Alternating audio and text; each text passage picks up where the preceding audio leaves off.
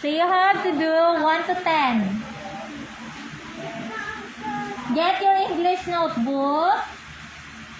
Get your English notebook. Make sure that you're going to write the day, today. Monday, February 3, 2025. And then, write activity 144. Write the instruction. And then, the example. And do 1 to 10. You get it from page 156. You get your answer from page 156, A and B, activity 143.